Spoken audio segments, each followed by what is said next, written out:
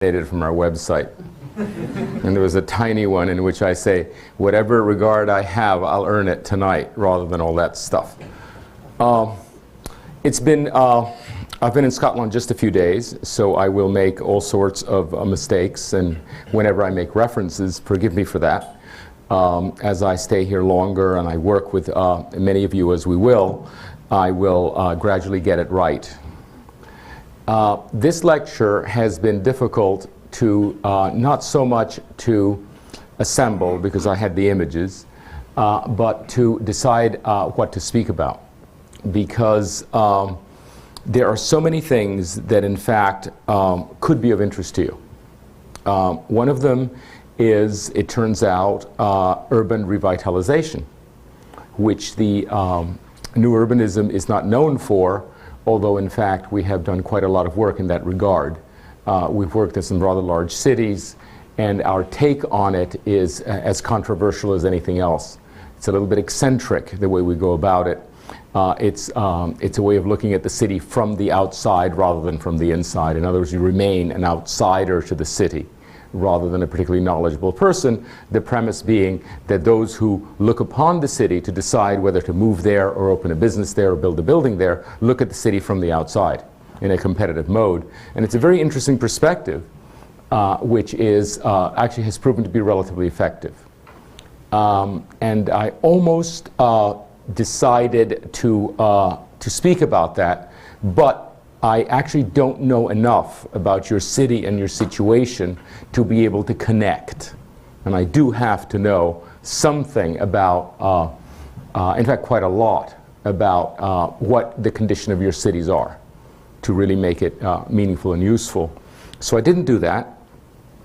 The pressure is almost entirely, if the press has been sort of following me around, and the pressure is almost entirely given the questions that I'm asked to speak about style, modernism, traditionalism, etc., etc.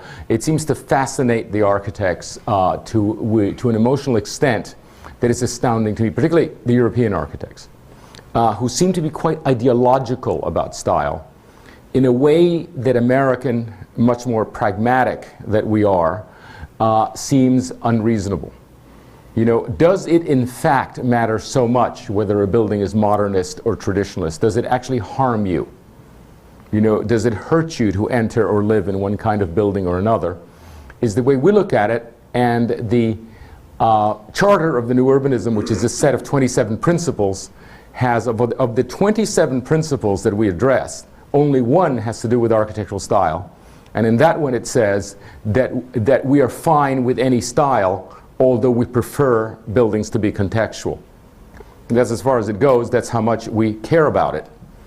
And if you were in fact to research our buildings, or the towns that we've done, even the buildings we've designed, you will find that right from the beginning there were modernist buildings in Seaside. Substantial ones, good ones by people like Steve Hall, Machado Silvetti, Dan Solomon is now building one. And that in fact we should really get past that idea, and that what our attitude towards in fact the syntax of buildings has a lot to do with whatever makes sense. You know, it is whatever works best in the long run, with one caveat. And this is where I think we get into trouble, in Europe at least. We really do ask the people what they prefer. Okay, we really do ask the people. And when you look at our projects, Seaside may have 10% modernist buildings. Prospect in Colorado may have 65% modernist buildings, because that's what Colorado's up to. That's the way the people are there.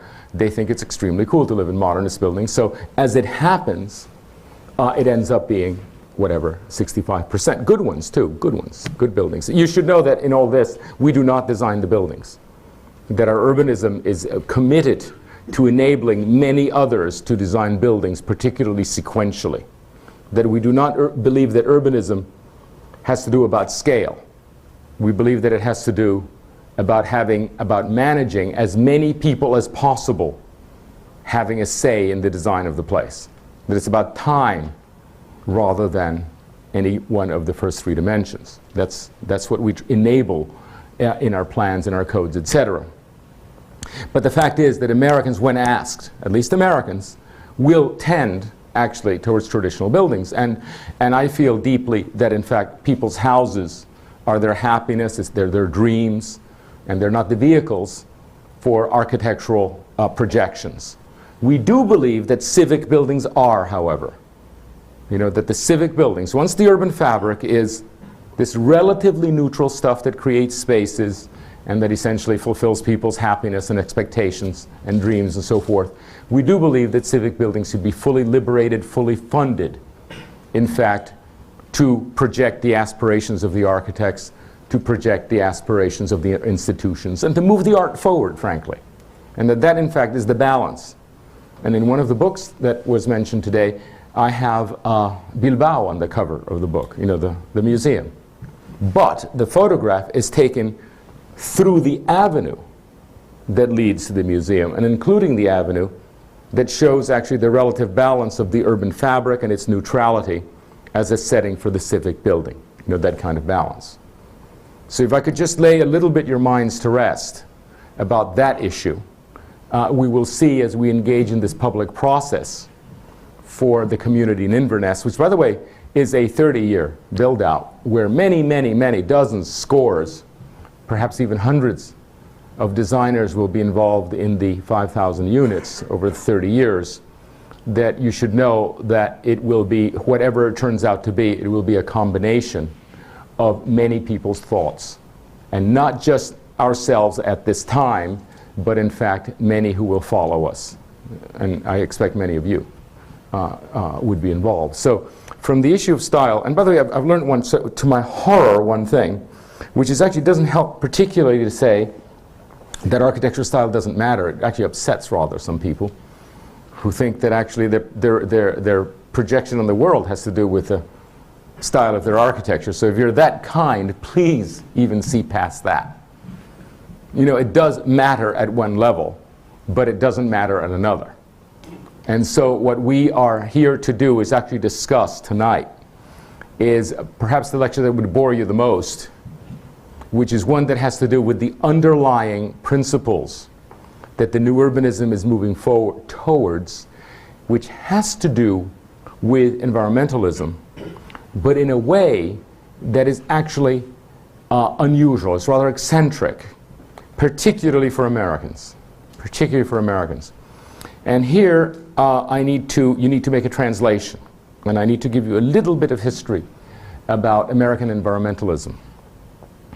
Our continent is enormous, and when environmentalism first emerged at the early years of this century, in fact the last years of the last century, with the national parks movement, when we preserved these very vast and beautiful tracts of wilderness, there was a great deal of wilderness to be saved. A great deal. There still is in North America.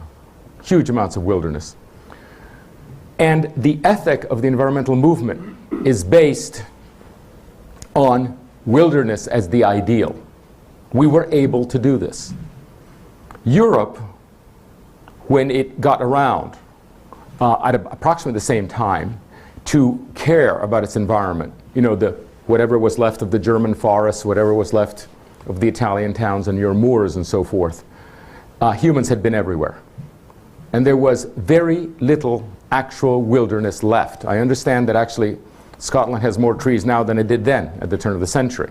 There was very little wilderness left. So Europeans were forced from the beginning, perhaps Russia is the exception, I don't know, but Europeans were forced from the beginning, always in their calculations, their perceptions, their philosophy, to include humans in the formula.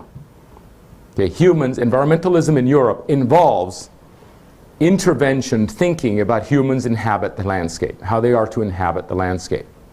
Okay, and humans are definitely in the calculations of your environmentalism.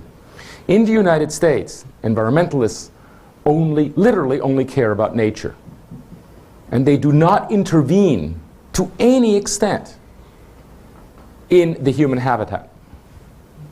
And when you find, I mean, there are some voluble environmentalists, but a tiny number. When you enter some very vocal ones that actually do know something about green building and how humans, in fact, how they're to inhabit the earth. But most of them, by the tens of thousands that we meet in the environmental process, what they care about is where you don't build. Don't build here. Don't build here. It's all about green boundaries. And the very same people that fight very hard to preserve the green boundaries very curiously do not intervene within the green boundary. That's what happened in Portland, our famous Portland. They're all dancing with great pleasure, you know, that in fact at what was preserved. And then when you look within the urban boundary of Portland, what do you find? Suburban sprawl. That's what you see. When you travel to visit the urban boundary of Portland, you drive past terrible suburban sprawl, auto-dependent, extremely consumptive of land and so forth, and no one questioned it.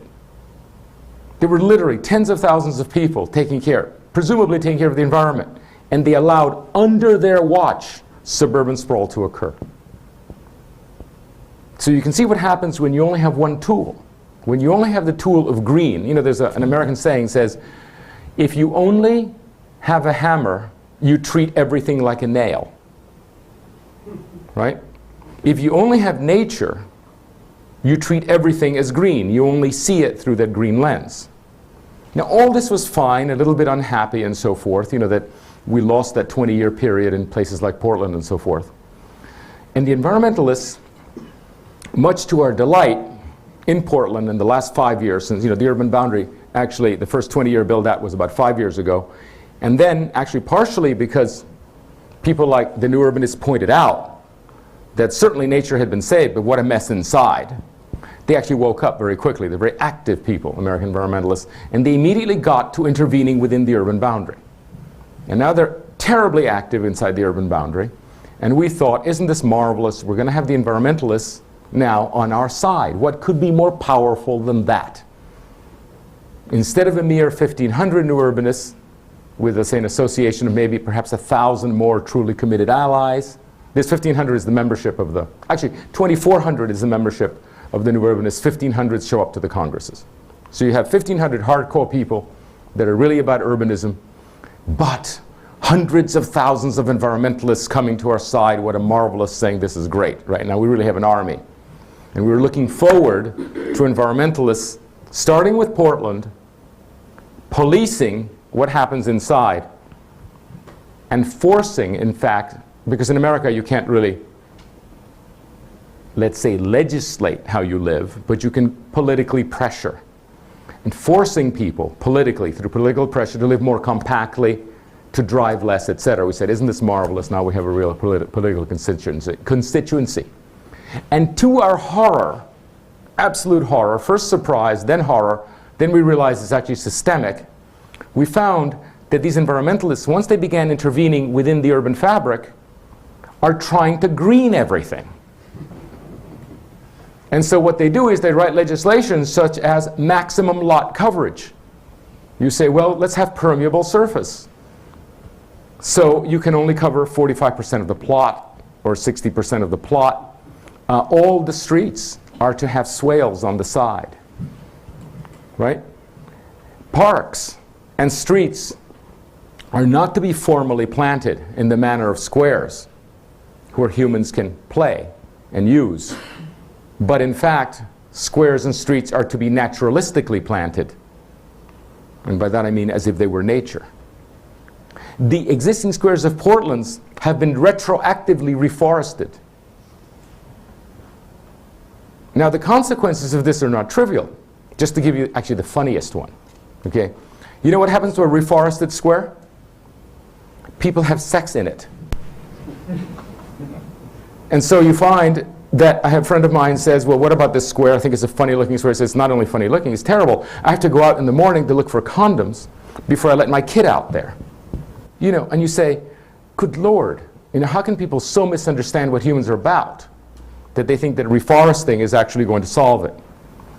And then we find that as we learn more and more, we, the new urbanists, finally address how, finally, 25 years trying to recover, again, how to make cities like Charleston, wonderful cities like Georgetown, Charleston, you know, the models that we revere. And we finally know what it takes, and we finally know how to make an urban fabric. We realize that we're not permitted to do it, and that this time it isn't the traffic engineers that don't permit us to do it, you know, with their high-speed roads. It's the environmentalists that don't let us design a proper urban street. That you can't actually design a street like an Edinburgh street that has a building and a sidewalk and a street without a rivulet somehow running on both sides of it. Do you see the problem? And then these marvelous, sort of fresh-faced and now powerful people are beginning to intervene and writing codes and telling us, well, everything must be orientated exactly one way, right? Because we know that the ends of buildings are better when they face west. Well, what do you get? You certainly can't make a square when everything is, you know, you end up with the old 1930s Siedlungen, you know, and so on and so forth. And so we have this, so unfortunately, we have a new problem in our hands. And by the way, just to give you one example, which I hope I get to the slide, one consequence which I think will be very telling, because I've already run across it in Scotland, one of the problems we have with the small towns is that the young people leave, right? They go to the big cities. And they go to the, first of all, they leave the villages and they go to the towns, and then from the towns they go to the cities. And then you say, why are you leaving the city? And it isn't just lack of jobs. It's like there's no action. There's nothing to do. And there's nothing to do because the city goes dark at about 7 o'clock. And the city goes, and then we say, well, we can repair that. We know exactly how to make an active main street, and we know how to do this, and we know how to light it so that it stays up really active at night. And say, oh, excuse me, you can't light it because there's light pollution. You're going to disorient the birds or whatever it is that happens. And so you say, but excuse me, the humans actually require a certain tiny percentage of the streets. And if humans are taken to be a species, they're young, if they're not to leave and cease breeding, require a place where they can meet genetic material in an extended hunt that goes into the night, right? Because you're occupied in the day. There's only so much genetic material available in the office. You need to extend the day so you find more genetic material. And if you don't have genetic material in your high street, you're going to find genetic material in London, and there will be no young people. You see the problem?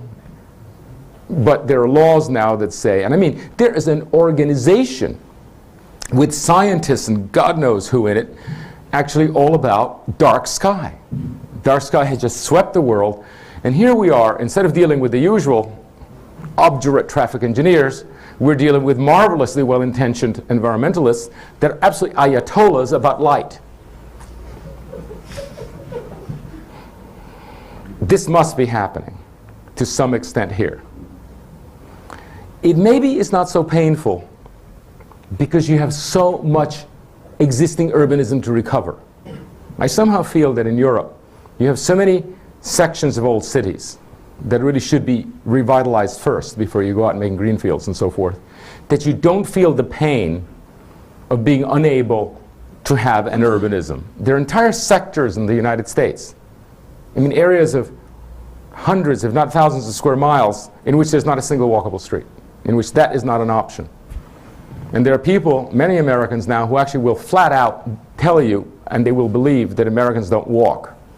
You know, as if it were sort of a kind of a species deficiency. They just don't walk, so we'll design everything for cars because they've actually never seen it. One of the things that we do to our architecture students at the University of Miami is actually very quickly, as quickly as possible, take them to make sure that they've actually seen a street. I mean a proper street designed as a space, right? Because you can actually grow up in the United States and easily not know what we're talking about because you've actually never seen it. And by the way, the reason you know you've never seen it is that they get quite excited. Whoa, this is really cool. And, you know, you take them to Paris, they might actually overdose. So you do it slowly. You take them to Charleston, you know, and so forth. So what is so painful about the United States is that we really have a critical situation in which there are entire areas in which there is no urbanism. We've got to have it. And so this is a very important thing to those of us who, by the way, are growing at the rate of 60 million new Americans in 20 years. We have to build 2 million houses a year. Can't wait. You know, we just can't wait to get it right. It's got to be now. Now, one of the things we've realized, and here's another thing that's a little bit different. Your planning system by no means has degenerated to the extent that our planning system has degenerated. Okay? You may, yes, you're getting suburban sprawl, and you're getting shopping centers, and you're getting quite bad, actually, cul-de-sac subdivisions and so forth with all the problems. But it's actually not forbidden to build mixed use and relatively small streets. Okay? Your zoning system is not draconian in the sense that the American zoning system is all about separating uses. You can only work here in the office park. You can only shop here in the shopping center. And you can only live here. And in the places that you live, by the way, it isn't just residential. It is a whole series of different residential densities. So you get enormous enclaves of monocultures, in fact, of townhouses and monocultures of mansions. So you actually get extraordinary amount of social and economic segregation. Everything's a monoculture. And the code actually enforces that. The codes that I've seen, or the negotiations that you don't have codes really, but the negotiations that you have are much more understanding in the sense that things can be mixed up a bit. Now, the result of having this absolutely clear system of zoning is at some level profoundly satisfactory, because you can absolutely count everything. You know, if you have R16, if you have an enclave that says R16, that means residential 16 units per acre, and you know that R16 is townhouses, right? And you know that a townhouse, terrace house, you know that a terrace house generates 8 car trips per day, and you know that it generates 0.3 school children, as opposed to the house, which is R4, which generates 11 car trips per day, and, you know, there's a job ratio, everything. So what we have is an incredibly satisfying system in which planning amounts to counting. And you count and you count and you count. And the traffic engineers, with mind-boggling precision and very quickly, can tell you exactly the number of lanes that are necessary to connect this pod to this pod to this pod. Okay, with precision. By the way, the reason I know you don't have so much precision is that your engineers take longer to arrive at the well, our engineers, you go away and tomorrow afternoon, have me the number, because it's all so precise. And that's considered to be planning. So you can see that all those who think that planners is getting the numbers right are really satisfied with the system. They love the zoning. The engineers adore the system. Now, there's one caveat about that system. If you have an open network of streets, the way you often have in Europe, almost always you have in Europe, where streets connect, you download to the individual the decision on how you drive. Gets a little too congested here, well, we'll bop over here. In other words, a self-correcting, continually adjusting system. On a continual basis, tens of thousands of people make the decisions. Now, the American system is not an open network. Built into the system is what we call a dendritic system. There's only one way, literally there's only one way to get from anywhere to anywhere else. The cul-de-sac only feeds the local street.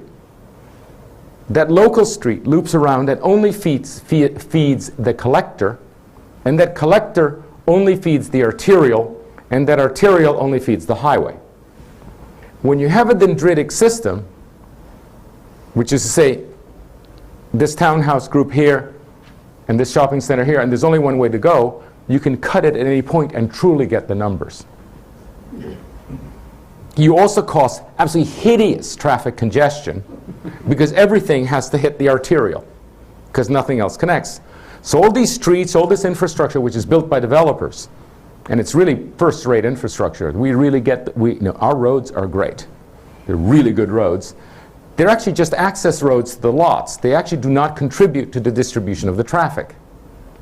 And it's one of the reasons you get places, lots of places in the United States that are extremely low density, hardly built out at all, with absolutely astounding traffic congestion, right? Because everything hits the arterials. You don't have anything remotely like that.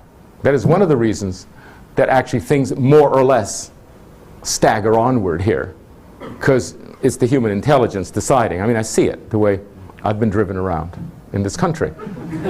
You can, yes, by the way, what you consider traffic congestion, of course, is laughable, just to begin with. But even if it is, oh, there are 20, my God, can there truly be 20 cars in a stack here? Well, end of the world, but I'll just get to the next intersection and I'll solve that.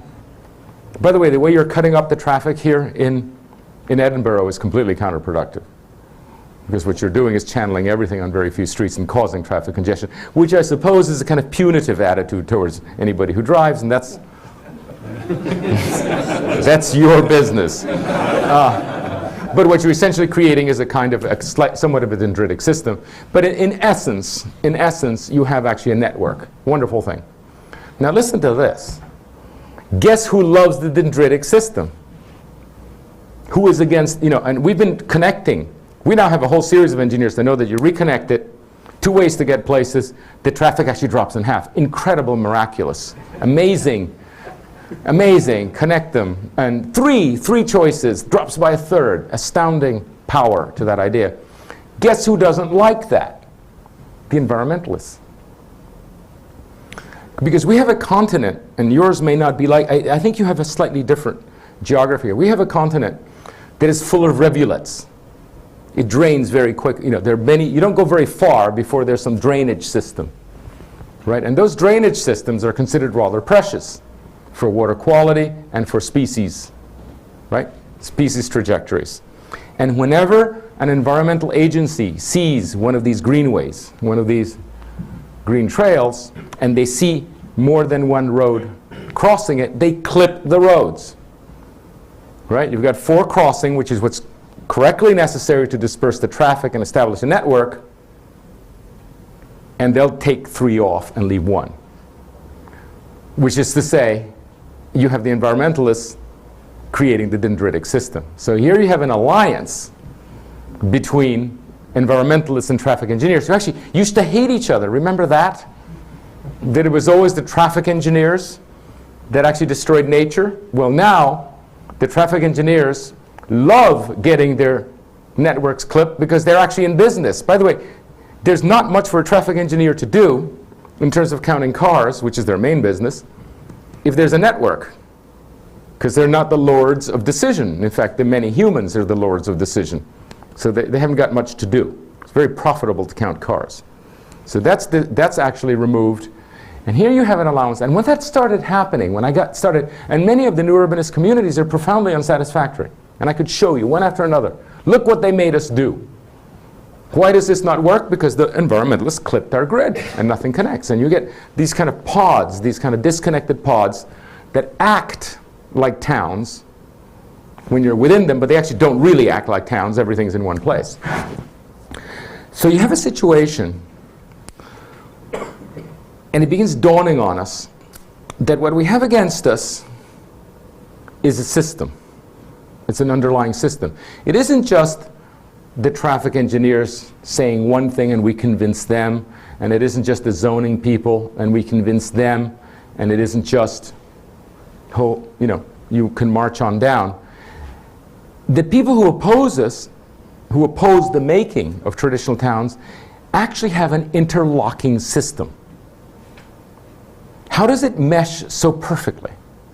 How did it get to be that actually everybody, even though they don't speak to each other, they're different agencies, they're envious of each other, government notoriously is not coordinated within its branches, that they're all together, and we actually confront every project a situation in which everybody's against us, and lo and behold, they all have the same model in mind. Now, what we used to do, and I suppose still do, is actually engage in a charrette system, the system of public participation, in which we actually persuade, or perhaps I should say, people arrive at the conclusion that traditional towns are pretty good for most of them, right? That it's good to have the choice to walk, not to be forced to walk, to have the choice to walk, that it may be necessary as you get older to have places where you don't have to walk, where you don't have to drive rather, because driving really gets to be a drag as you get older. and it forces Americans into retirement communities because they can't feed themselves literally if they can't drive.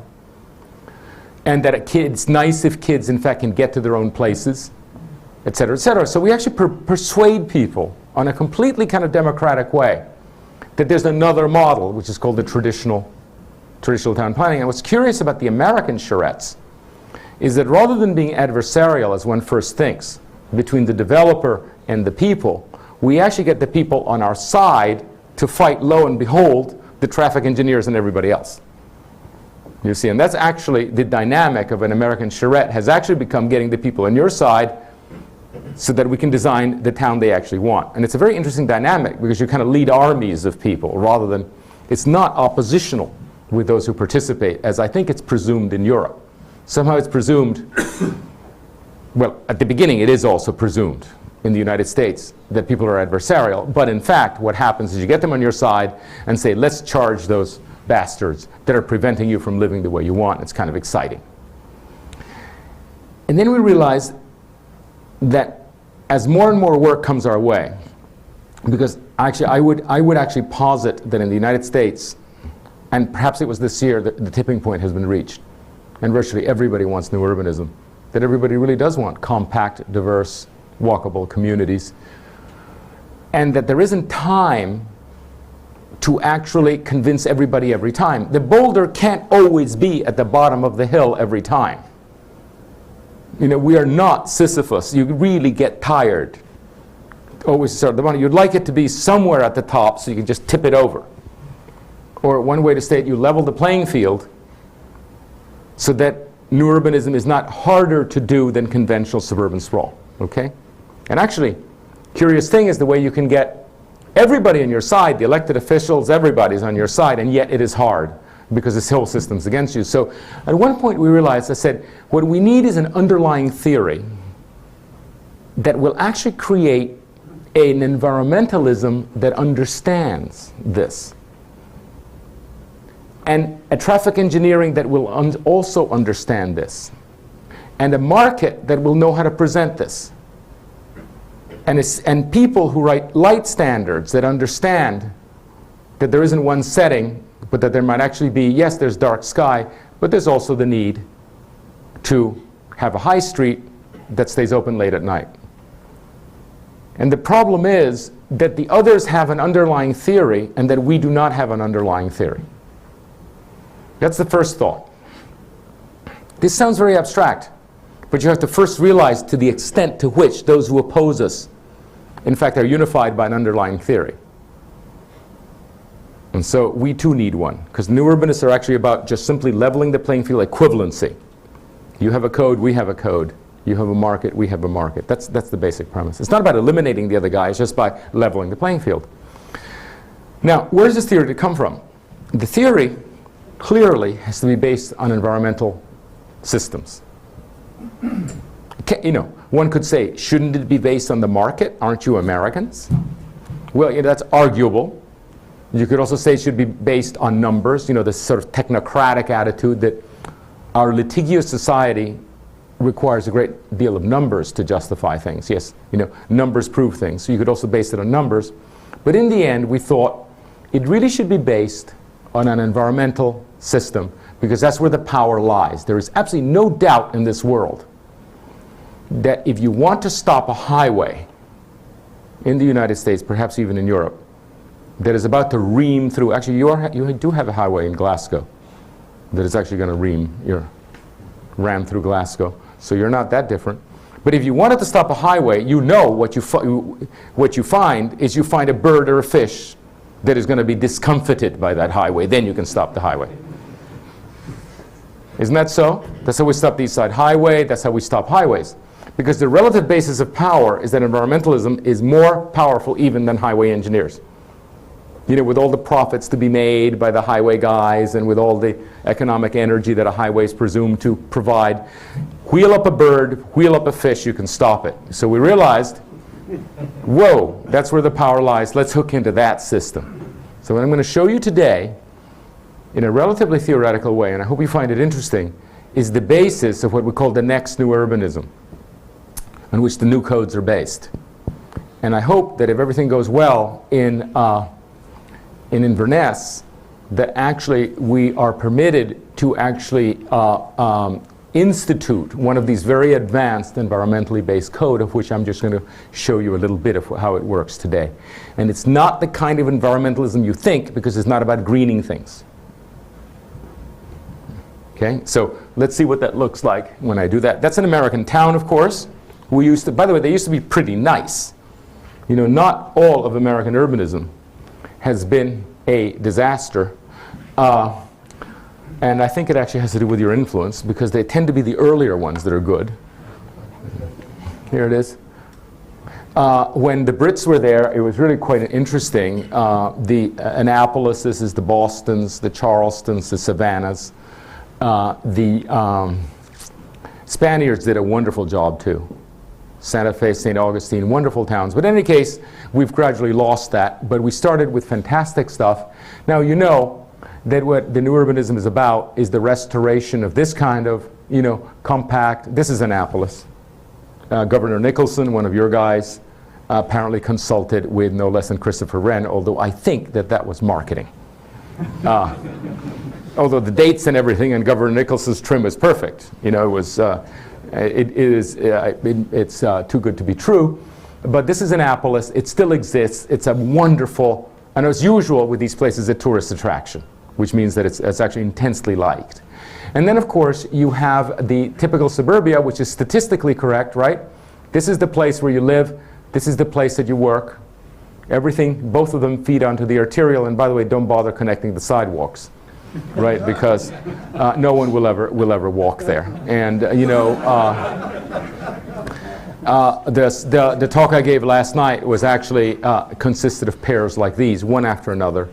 But not just the superficials, but actually the deep problem that comes from that. And that's been videotaped if you want to see it. And it's a kind of Scottish version of these kinds of pairs. So anyway, the new urbanism is not so much about banning this. And you know, it's very important in the United States not to ban this, because a full solid 30% of the population really likes it.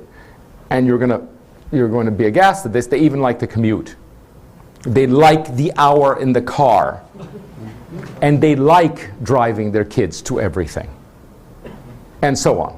Okay, so there's no presentation that you can make so biased, so manipulated, that a third of the audience will not say, yes, but that's what I want anyway. So it's not about banning things. You can't do that. This has a solid 30%, and sometimes as much as a 60%. The problem is that the 30 to 60% that does want this can't do it. And by the way, the scarcity of these, because they're so hard to do and requires an extraordinary commitment by new urbanist developers, is the reason they're so scarce and the reason they get so expensive. And there's no cottage at Seaside or anywhere else that is so small that it hasn't become completely gentrified. And it's true, the new urbanism is incapable of delivering affordable housing. No, we can deliver it, we just can't retain it. There's no retention possible when there's a scarcity, because the supply is so constrained. So we go on, and that's the pair. And of course, this is what zoning looks like. This is the town where I live, which just the center of it. And by the way, not only do you see that the zoning is rather confetti-like, but all of the red in the town center is fully mixed use. You can do anything there. This is a typical, this is what a permit plan looks like in the United States. Believe it, that's all they have to do. This is a shopping center. That's an office park. These are mansions. These are townhouses, etc. Notice they only have to draw the collector. You don't draw what's inside, because it doesn't perform a function in terms of traffic dispersal. And this is where this is traffic engineering heaven, you see. And it's also environmental heaven, because there's very little crossing of things. So these are two zoning, and of course what we're trying to do is restore what we used to do in the 1920s. This is Portland. This is a very interesting plan. I don't show it in Portland because it makes them furious. But what you see here is the Portland urban boundary. See it there? It's not a very good slide. And the red is the only walkable compact area. And when you visit Portland, and they love you to visit, because you rather do admire what they achieved there, but remember, it's a controlled visit. It's like going to Moscow under Stalin. Okay? You only see this.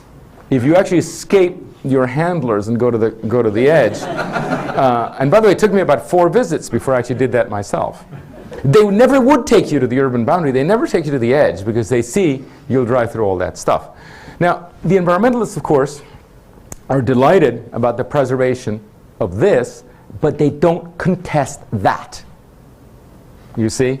And that's the problem. So you have all these wonderfully intentioned people, layers of them, a terrible human habitat, and nobody on your side to fix it, to speak of. This is another slide that actually I often show to show the effect of this in humans. And actually, this is funny. I mean, I admit that this is a jokey way to do it. But let me explain the problem. The typical suburbia, which, by the way, the market does operate in the United States at the level of function. There are enough shops that correspond to housing, right? And the market's operating. The problem is that you can't. These shops are where these people shop, except they can't get from here to there, right? Because it's disconnected by zoning codes that, in some instances, by the way, force you to use walls. And in the case of Florida, that's where the ditches go. So you basically have to be a Marine to make it across. It's no human. And and I actually have some slides of people literally have torn the chain link fences to fight themselves past the dumpsters to get into the shopping centers through the back doors. That's the kind of thing that zoning does to you, this kind of absolute zoning. What happens is that everybody, and by the way, this house is only 1 minute's walk to the shop, except he has to get in a car, you go outside, you come back in, plug up capacity in the collector, pave another piece of America, the whole thing. There is actually no choice in the American suburb. There's the illusion of choice. There is the agony of choice sometimes. Do I choose the house with the kitchen integrating to the family room, or do I get the separate kitchen house? Oh my God, what an agony. How do I choose that? Or do we like the cabinets that have the marble countertop, or do we like the granite countertop? Developers actually have created a huge kind of protocol of choice to disguise the fact that the lifestyle is identical, because you drive everywhere for everything. And that which counts. Now, what's curious is that it is so clear that some people would like to live near and some people far. Because you ask people, say, I don't want to live anywhere near the shops. To which you answer, fine, don't live near the shops, live back there. But there are other people who do want to live near the shops, and here it is. And of course, that natural, organic relationship to different places is curtailed by zoning and the dendritic system. How did we used to do things?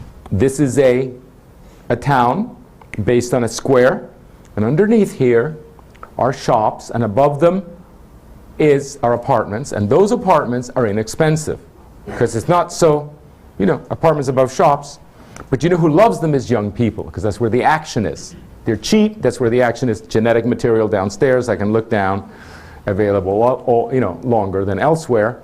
Let us say that the young people are here and they mate and breed successfully.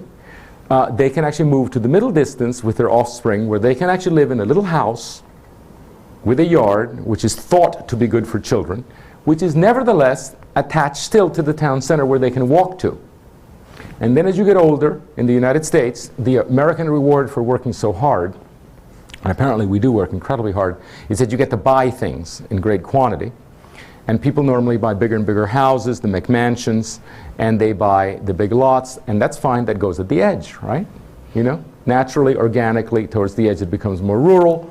And then as you get older, you gradually, it dawns on you that driving, which used to be such fun when you were young, as you get older becomes a chore and then a drag and then simply impossible. You can't drive, and so you give up your beloved house and you move to the retirement community, which is an American invention to mitigate the problem that you can't grow old in the suburbs because you can't drive, and if you can't drive, you die because there's no shopping nearby. But what you used to do is you would come back in with your accumulated wealth, buy a nice place downtown, often in an elegant apartment building, and keep on going, walking around to your daily needs while old. And people can walk very much longer than they can drive. And you see what's happening in the United States now, in whatever town centers we have left, they are called NORCs, naturally occurring retirement communities, and literally they've been bought up by old folk who are avoiding the retirement community. Now, this is an absolutely beautiful organic system. Absolutely beautiful organic system.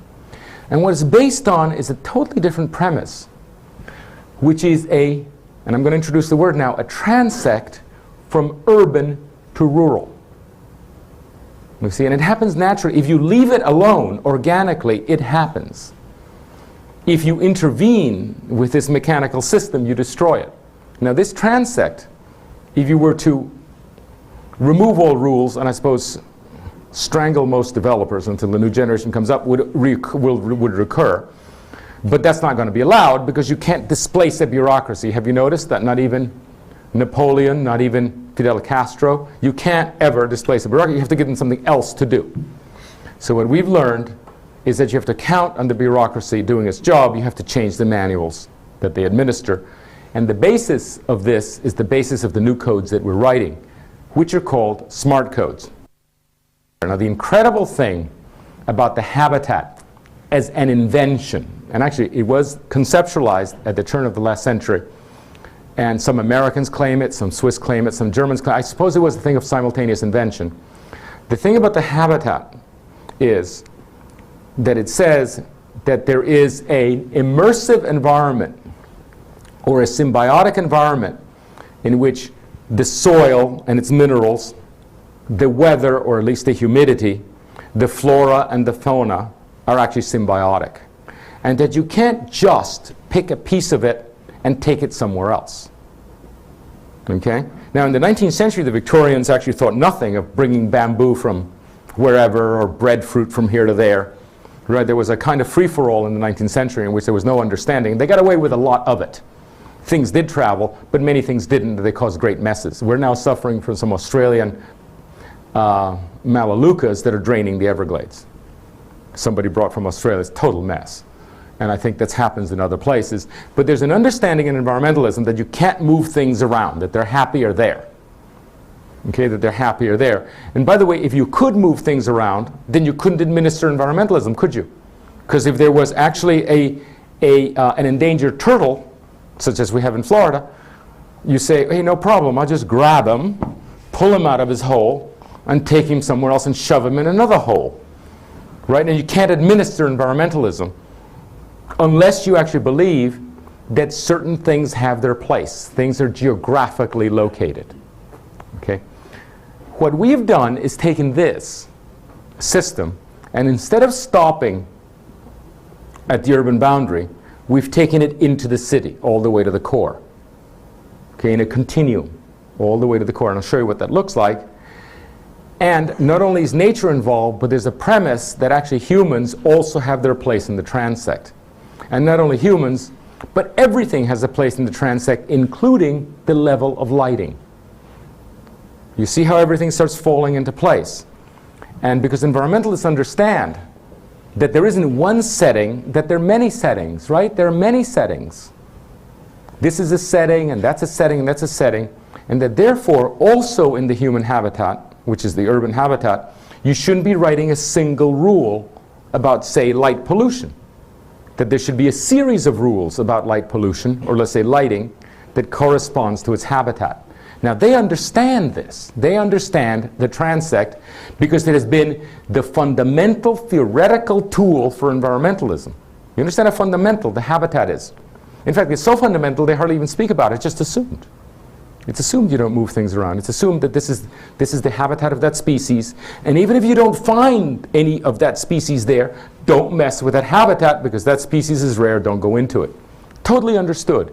What we have to do is take that sensibility, that understanding, that theory, and extend it to the human habitat in order to get environmentalists involved in the assessment of urbanism. And then we drew, I would say collectively, this is I would say the most successful of the transect diagrams, which is actually a continuum, but you actually cut it down into T-zones, T1, T2, T3. This is transect zone 3. And this is natural. This is rural, this is suburban, this is general urban, which by the way is a kind of higgledy-piggledy stuff that actually most of your towns are not particularly one thing or another, they're rather mixed up. There's an awful lot of T4 here in Scotland.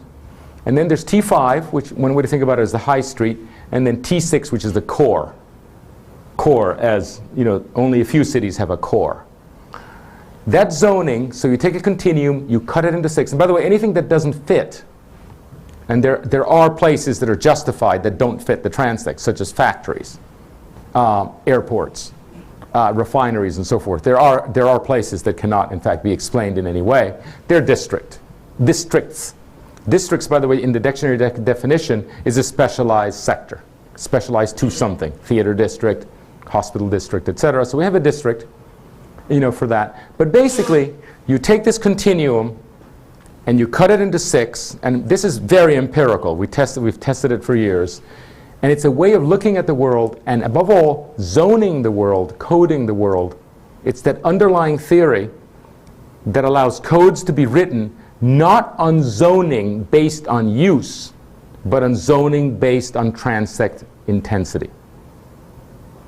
You see? And so what happens, to give you an example, the degree, all of these areas are mixed use. There's no residential or commercial, but the degree of residential or commercial is actually allocated. For example, in suburbia, right here, you might be, let's take lodging, okay, rental.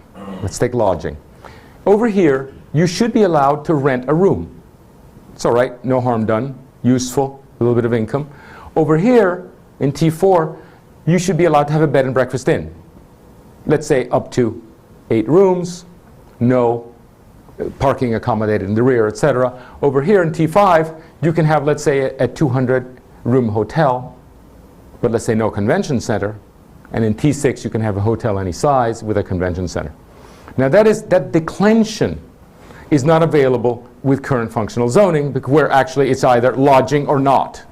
And that is why, since lodging presumably always potentially implies the big hotel, no one wants it anywhere near them. No, let's not have that. And the same thing goes for shopping. There's a home occupation in which you, let's say, have only one employee. And then there is an office that maybe perhaps is not too intensive for people with clients. Typically an architect doesn't have a great number of, it's not like a doctor. A doctor has a lot of people going through in the day. An architect normally doesn't. So an architect could easily fit in T4, but not a doctor's office. There's a difference between a corner store and a market.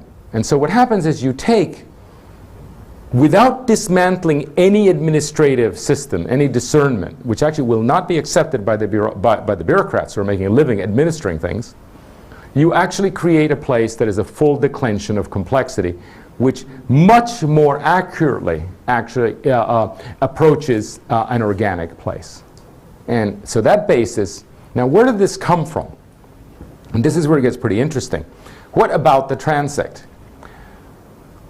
The first transect that we've been able to find with thorough research was von Humboldt, the German geographer, pretty much a nutcase, who did a transect, the most amazing transect ever done, from the Pacific, from the Atlantic to the Pacific across Argentina and Chile.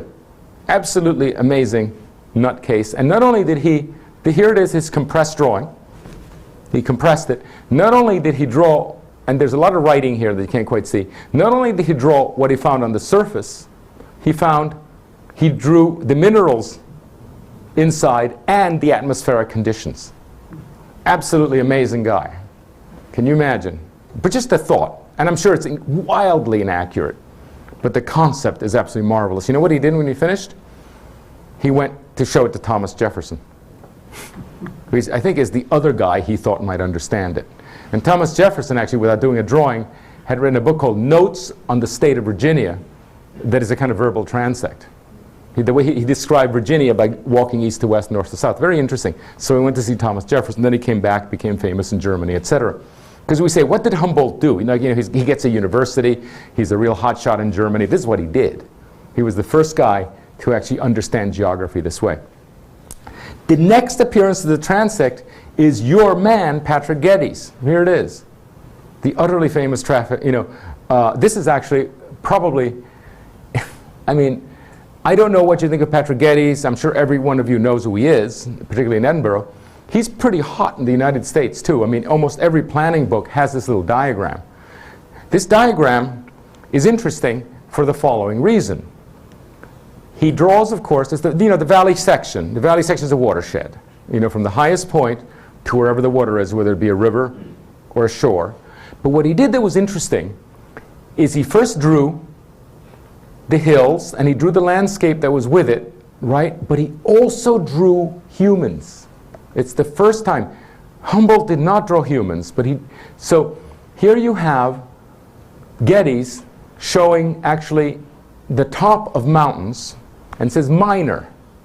And then the first woodlands, woodman, forest, hunter, fields, shepherd, peasant, where there's farming, gardener, and fisher. Amazing, okay? So he integrates, this must be what, 1905 or so? He integrates humans into nature for the first time. Now this is a very unpopular and out-of-date drawing because what he does, remember what he does, is he thinks in terms of exploitation. You see any trees? Cut them down. Animal? By all means kill it. The 19th century had no trouble with that. And by the way, there was a great deal of, Darwin of course helped with that, the humans being top dogs. But the Old Testament wasn't that bad either in terms of telling people go and dominate everybody. And your 19th century was dominated by the Old Testament rather than the New. And it was just the evident thing to do. And that's how you took over the world, is actually having this attitude towards nature, created a great deal of wealth, extremely out of it now. You do not do this anymore. But nevertheless, this is a crucial contribution by Gettys, which preceded, in fact, the New Urban Transect, although we present it differently. And then there's the other absolutely superb Scotsman. This is Ian McHarg in Design with Nature. And I think you must have that book, because actually that's the basis of American environmentalism. The way you actually take, you analyze through overlays and you take pieces of nature out of development sequentially. Absolutely important book. In fact, in some ways it's not an important book because it's so assimilated you don't need to read it. It's just the way it goes. And here's in his introduction, he shows a transect through a first and second dune line and explains very clearly what is happening in each of these places. You see, here's the place, here's the text that explains it, that's the photograph. Okay, so that's Ian McHarg. Curious thing about Ian McHarg, he's a reversion. Ian McHarg, very good at analyzing nature, but when it came to actually making a proposition, once you decide where it is that you build, because you've removed everything, right, the more buildable areas, he didn't make a proposition about what you actually build, where you build. And if you look at his half-dozen built projects in the United States, they're actually sprawl. Hilton Head Island, the woodlands, and so forth. You drive everywhere, etc. He did not make a proposition about what was to happen in the urban fabric. So here we have Ian McHarg, and this curious, I just added this because this is the thesis. This is, and do you know who Thorin Burn is? He's one of your guys. But it's very interesting, this little diagram appeared in a doctoral thesis in the United States. This is in a book of course, 1971, a book that some of you may have not having noticed it, and it analyzes an English village. Very interesting. Notice how he looks at this, and actually it's a transect, and he says, over here in the center of the English village, you can see the road is tight, and the buildings essentially are attached, right? And nature is outside.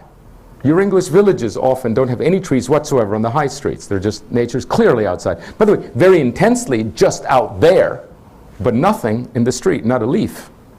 And so here it is, and then as you move out from the center of the town, and that could be down the high street, but also outwards, the buildings gradually get wider apart, they gradually become more separate, and ultimately nature begins entering, you see? And then finally, there is a complete loss of, let's say, spatial discipline, and the landscape is in the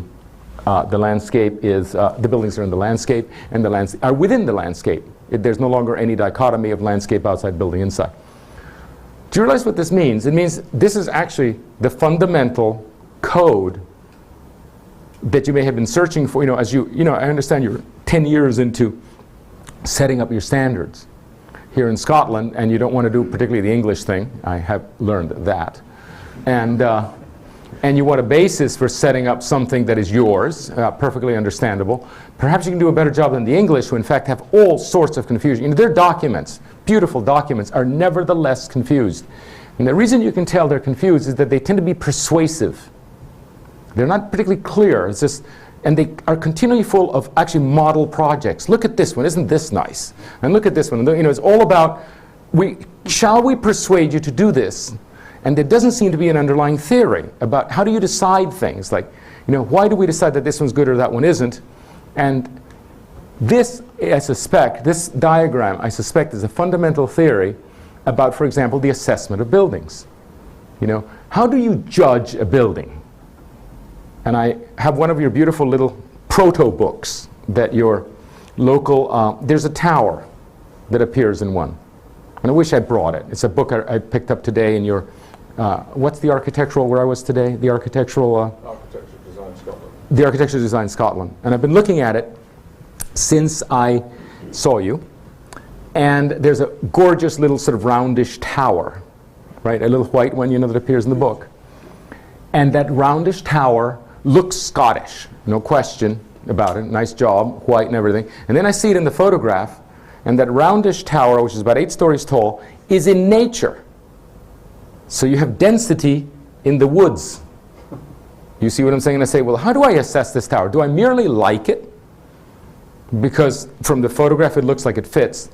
And then I say, by what criteria do I administer this? And I would say that actually that tower is an error because it is actually putting higher density in the wrong T-zone. And actually those people, and I don't know for a fact, but are living out, you know, but the potential of that, the potential of putting a tower in nature is you get the tower in the park. And one of the problems that modernism has had, and it's the fundamental problem with modernist urbanism, is that they think that urbanism is only density. You see, and so long as it's dense, it's urban. But that's only a number. It's not only, you know, you know, there are all sorts of, actually particularly now there's a neo-urbanism that is again putting towers in the park, high density buildings surrounded by growies in the ground. But in fact, that is actually a Transect violation. That density should be associated with a greater urban transect. It should be detailed with streets and lights and the whole equipment that actually makes a place clearly urban. And as you get to the lower density, you see it is no more of an error to create a tower in the park where people have to drive. Because, you know, nature isn't that interesting, by the way. That's another whole argument to walk by. Shop fronts are, right? Nature, particularly manipulated nature, is not that interesting. Real nature actually is. Manipulated nature is not that interesting. But what happens, it is no more of an error to allow a tower in the park than it is to allow a suburban villa on High Street, which is, as you know, completely destructive.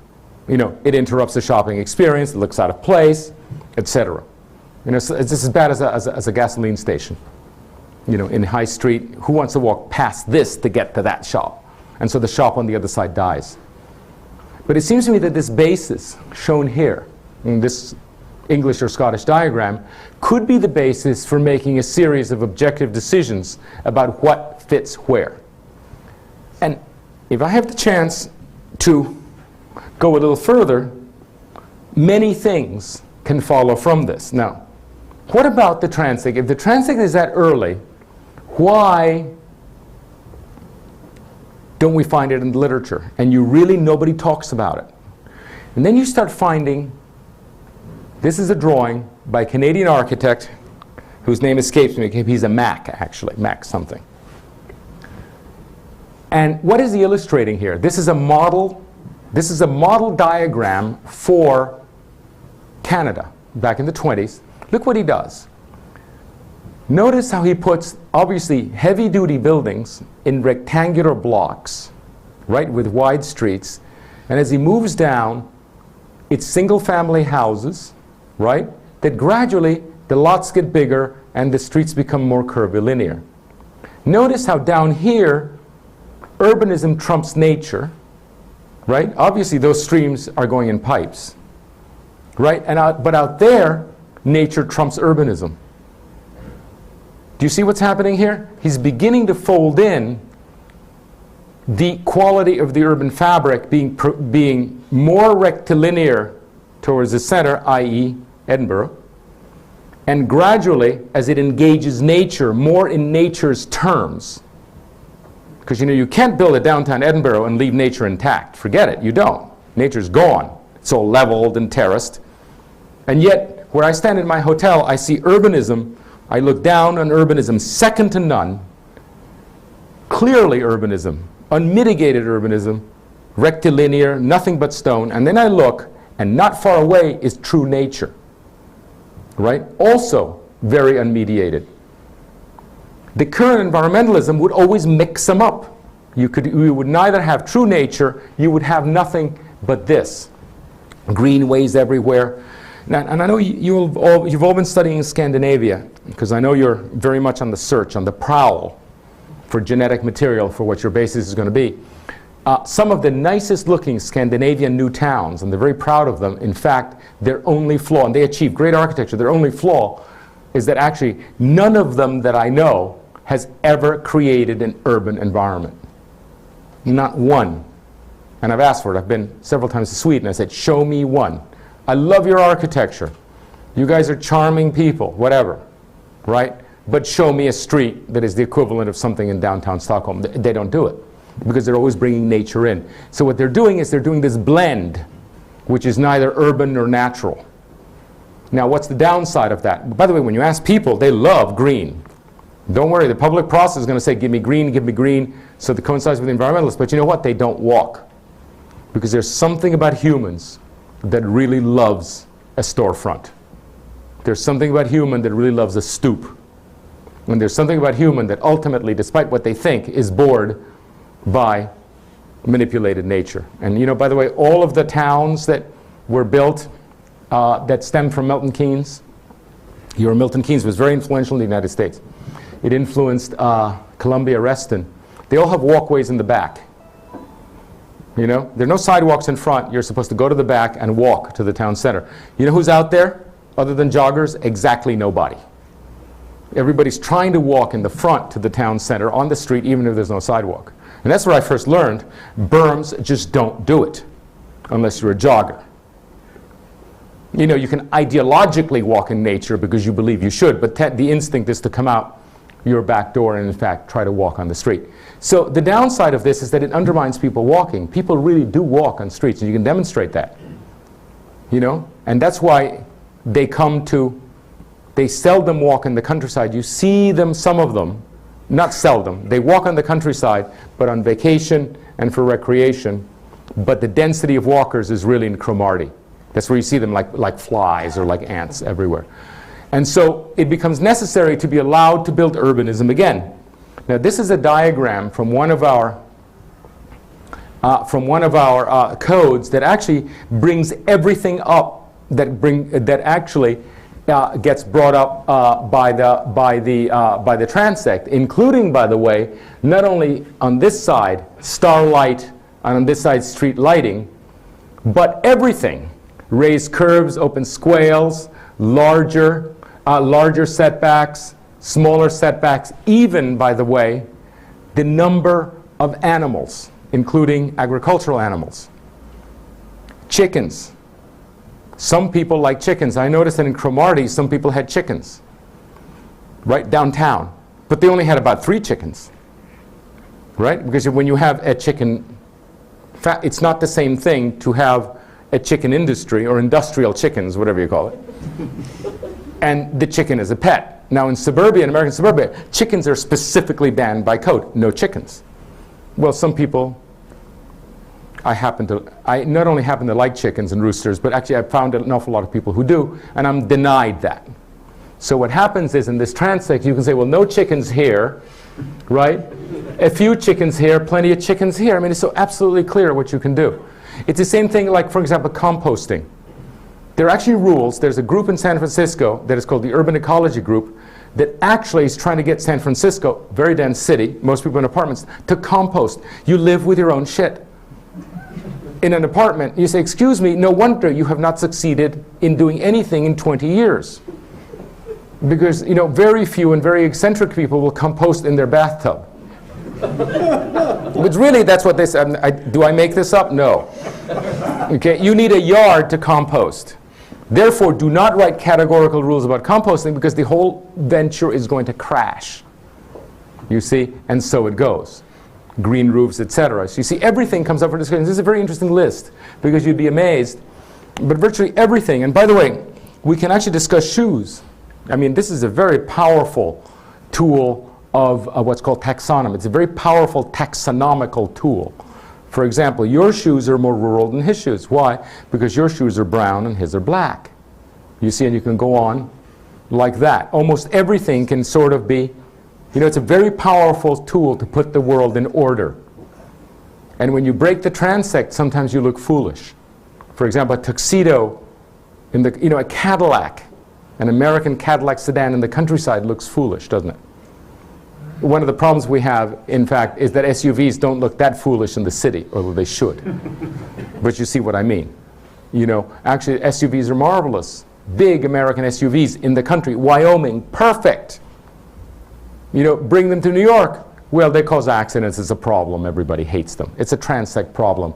More often, now here's one thing that I think is time to say. In the United States, you cannot deny people in the public process. You can't go around saying, I'm sorry, sir, you can't have an SUV. Right? Americans are too entitled, partially by their constitution that allows them the pursuit of happiness, which is self-defined, to be told, you're wrong, you're wrong, you're wrong. In a charrette, if you ever say, you're wrong, you can't live in a house that big, you're cooked. I mean, there's no way that you're going to tell an American you're wrong. The president can't tell anybody to not drive. You know, poor Bush, you know. Why don't you tell people to not drive so much? You try it. They'll impeach you. It's a different society. And a little old planner, they're not going to go around and saying, look, we're planning here a nice town. You can't live in a single family house. Excuse me, sir, you can't. Or you can't drive, or you must take transit. It's the end. What I've learned over time as a planner is that you cannot deny people things. You can allocate things. You become an allocator, not a denier. And so when Madam over there says, I would like to hang my lawn, you're going to be considered, frankly, a recent immigrant. And you're going to upset all the neighbors, and they're going to come and attack the whole process. And before you know it, you know, within weeks, they'll be passing a law against laundry in the balconies. You see, and so it goes. So you sit around, and people come up with you with all these problems, aspirations, so forth, and you become an allocator. And there's virtually nothing that doesn't find a place in the transect. It's a really marvelous tool politically. It's a politically marvelous tool. You become Solomonic. How wise of you, how pleasant this fellow is. He's letting me do what I can. And why not? Isn't this what planning is about? Really enabling people to do what they want in such a way that they do not harm others? Well, there is an organic underlying system that actually largely allows you to do that.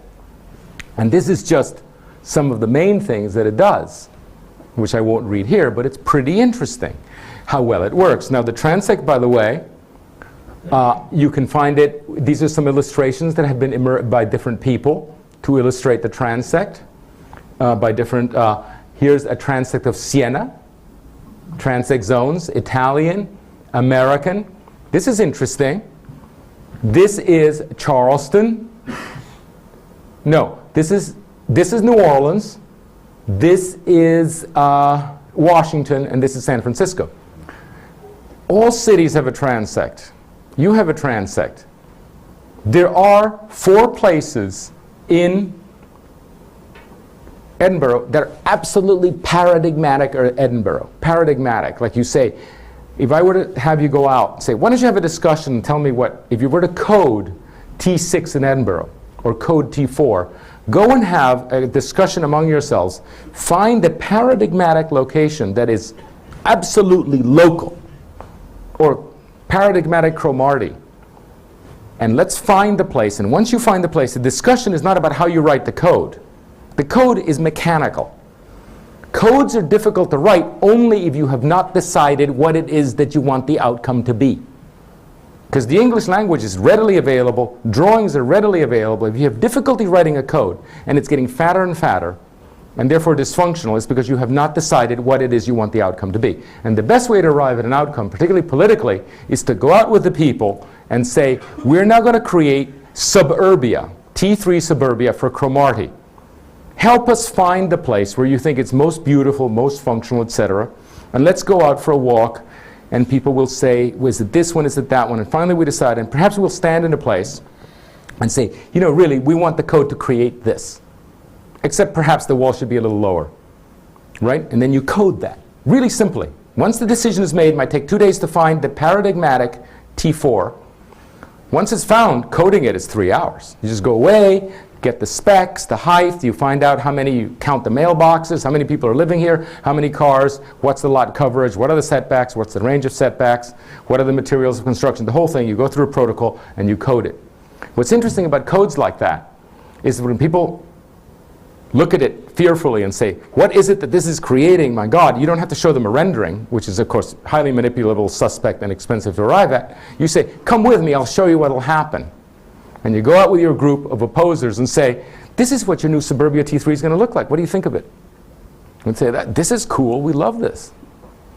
Or when they're terrified by T6, and you say, good Lord, what does 30 units to the acre look like? Isn't that going to be terrible? Isn't that a slummy kind of thing? Or, you know, God knows what they're imagining. Calm down. Let's go see what it's going to look like. And you walk out with them to the selected T6, remember, which is always acceptable, because otherwise you wouldn't have arrived at it. Right? Because that's what the process is about. And you say, this is what we said. And we say, oh, I've always loved this place. Why? This is the high street. And you say, yes, this is what it's going to look like from now on, so long as you follow this code. You see, and that's the process, which is actually extremely efficient.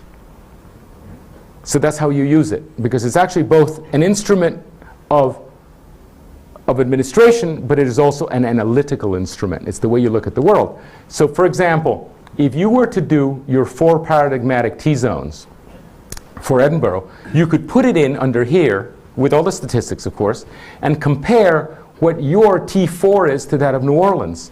Or you could compare your T4 to that of San Francisco. Wouldn't that be interesting? Not least because there may be some building types here that you need. Because, you know, not every place is equipped with a full set of building types. For example, in the Caribbean, in Havana, there are no townhouses. There's just this void in the Hispanic tradition that doesn't have townhouses. Right? You know, the Anglos have townhouses. But, you know, the Brits, when they went to Asia, well, they generated the Chinese chop house, which is a very interesting townhouse that actually ventilates. Because a cross-ventilating townhouse is a special thing. It's not every townhouse cross-ventilates. The English shop house cross-ventilates, or rather the Chinese shop house. So why not, when I'm now working in Havana, why not say, Havana, you now need this particular density, which is rather low-tech, but you don't have a cross-ventilating townhouse, but there in T4 in Singapore, exactly the same climate change. They do have a typology, you see. And so what this brings up is the issue, like, to what extent do you remain immersively Scottish? And to what extent do you open up? Like, what in fact are some very interesting American houses that have been developed, let us say, in the climactic zone of, let's say, New England, that may actually have something to do with modern living that perhaps the traditional houses of northern Scotland do not have. And one of the arguments we have is, to what extent do we stick to Scotland, or rather restore Scotland, and to what extent do you want to be cosmopolitan? And I think that's a fundamental question in the charrette that we do, is to have a discussion among the architects. To what extent do we reinforce the culture, and to what extent do we confront the fact that we've all traveled, that we now have photography, that we've seen these things. And beside that, that there's a huge tradition of architecture traveling. I mean, where did classicism come from? Italy. And where did you send it? America. Right? It's, you know, things, you know, architecture traveled with architects, not unlike seeds and bird shit. Right? The reason that actually Texas looks the way it does is that some Frenchman or German actually happened to go show up with a book, his bird seed. And so we have actually quite a Schinkelesque, actually I should say, no, it's not Texas, Chicago is extraordinarily influenced by Schinkel. How did that happen? Well, a bunch of German architects came. So we cannot pretend that didn't happen. You know, we can't either close the doors down either. Yes, you want to be Scottish. Yes, there are constraints. Yes, you have a culture that requires care and reinforcement, particularly in architectural culture, which is vulnerable. But at the same time, that's not the way history happened. I mean, people have been moving architecture around. And I would say that bringing typologies rather than styles or fashions is really the genetic material that you need. Okay, it's not that the Germans are doing cool-looking stuff. That's not what we're talking. It's profoundly stupid, actually. The Germans have cool buildings. No, it's about what typologies do they have that deal with parking garages that are actually pretty good parking garages. Because there's some good parking garages in Germany. There are fantastic parking garages in Vancouver, by the way, speaking of your climatic zone. There's a lot. I just came from Vancouver just a week ago. There's a lot about Scotland which has to do with Vancouver. And they are hotshot urbanists there and hotshot architects. I think there's a lot to be learned from Vancouver, in fact, now that I think of it. And you should be open to that, because when time comes to actually build parking garages or to mix parking garages and towers, they've got that licked. You know, they really do build incredibly slim, wonderful towers that absolutely adore foggy weather.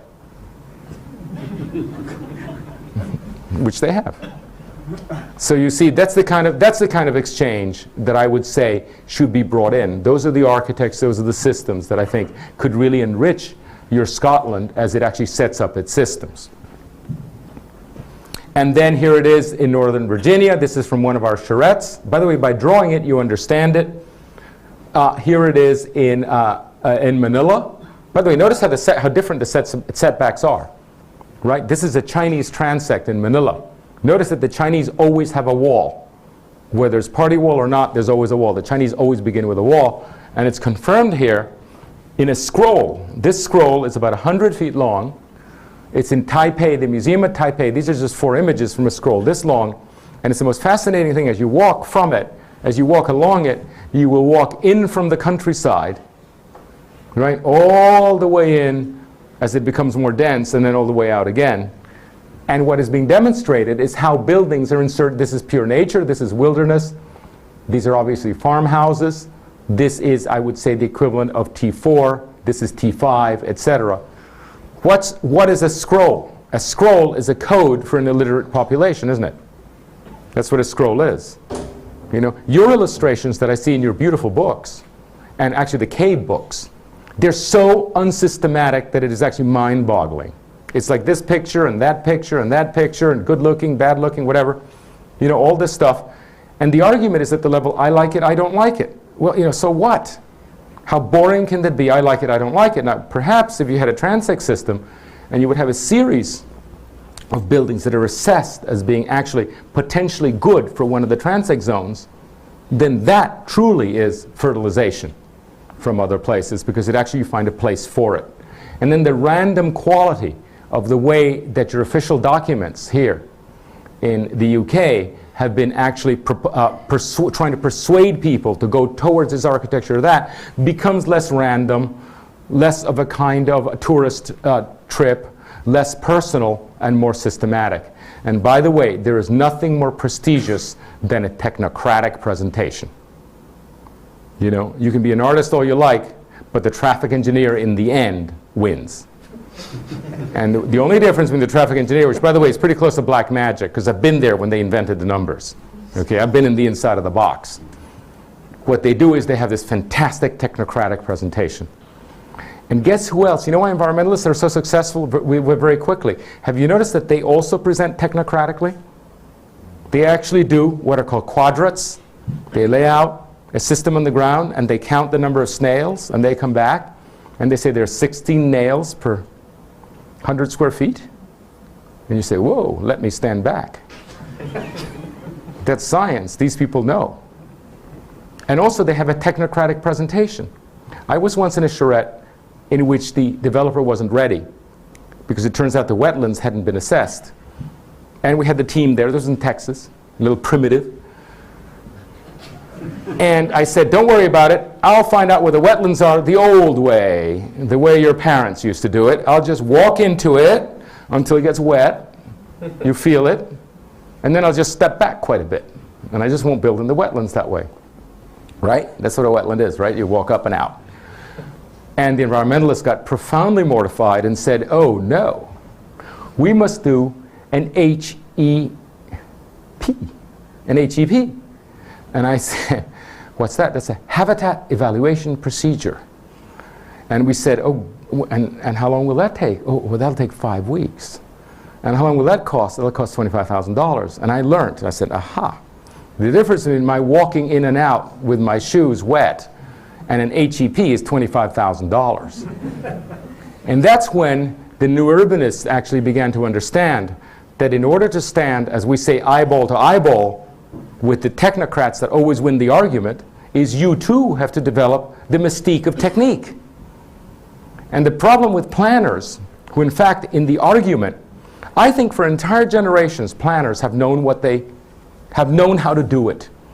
You can see their writings, you can see the illustrations. They've actually figured out how to make great human habitats, and yet you keep hearing the problem that they were overwhelmed by the traffic engineers, right? They couldn't get it because the traffic engineer. What is happening? The planner is correct. He's got it right. He understands the humans as a whole. He's got the backing of the humans that participated in the process.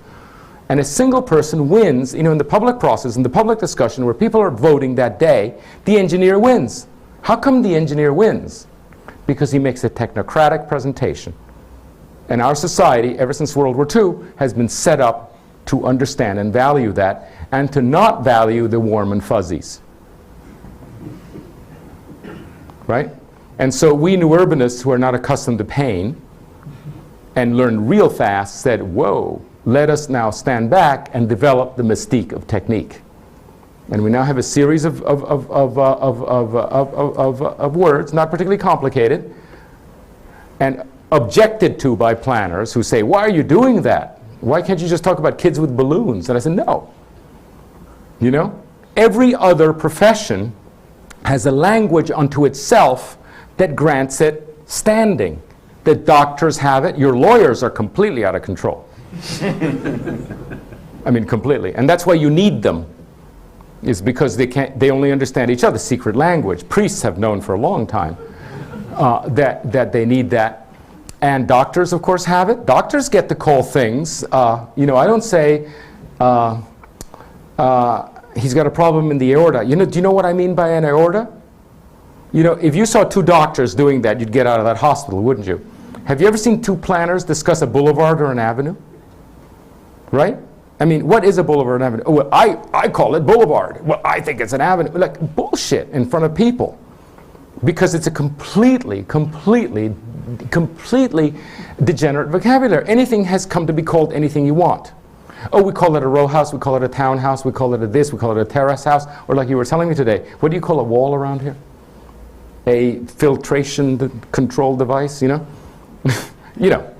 I heard some incredible term, but you can't have a profession that can't even speak to itself, let alone speak to itself in public. It's actually, it loses all credibility. And I believe that a lot of the problem that planners have in the public process is that they do not have the mystique that allows them to have standing relative to the other professions. And that's only the beginning. They can't even talk to each other because the vocabulary is not standard. Protocodes, calibration of the transect. By the way, calibrate the transect. Don't take an American transect and bring it over here. This is T6 in Princeton, New Jersey. That is T6 in Chicago. Got it?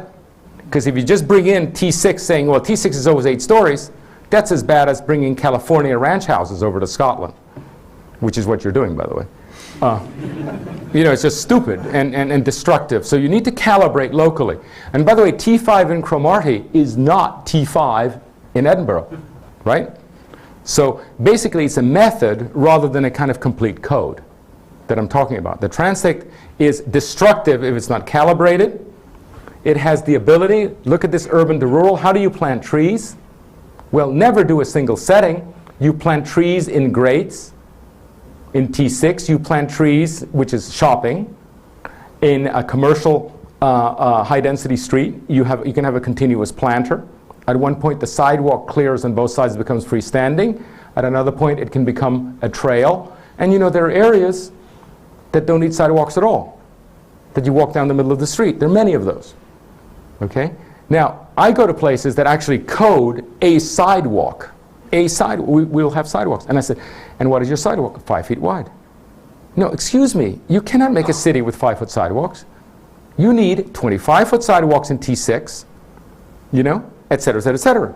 And including no sidewalks. You need swales and you need raised curbs. Right now, the environmental movement is all about swales. I've already heard it's got to be swales, it's got to be swales.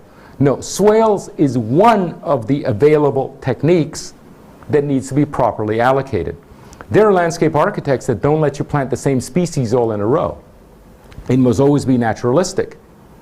Well, that's fine for here, but you know, sometimes we need spatial definition, which actually supports human activity. We know about that. And so, what we tell people, all the specialists, is this: never give us a single setting. So we go to the traffic engineers, we go to the landscape architects, we go to the architects, etc., and say, whatever we ask you to do, when you set the standard, don't give me a single standard. Give me 6 standards. First, write the most rural of your standards, then write the most urban of your standards, then give me a declension of 5, or 4 in between, right? Independently, right? Your utility company, do they really have only one light available? Well, that's absolutely common. Oh, we selected the Cobra head. Or we found this cute one.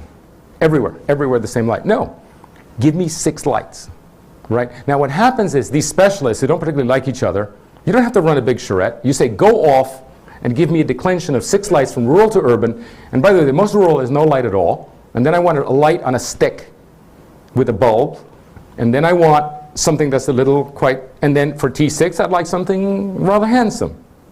And you know, you have these now, what was I looking at? Somebody had actually done in some small town some highfalutin light that was clearly T6.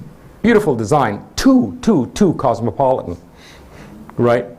For the rural area. It looked out of place. Beautiful design, out of place. So basically, everybody goes off, everybody writes 6 standards, and then you bring them back, and guess what? They mesh. They mesh automatically because they, in fact, get inserted into the urban to rural continuum.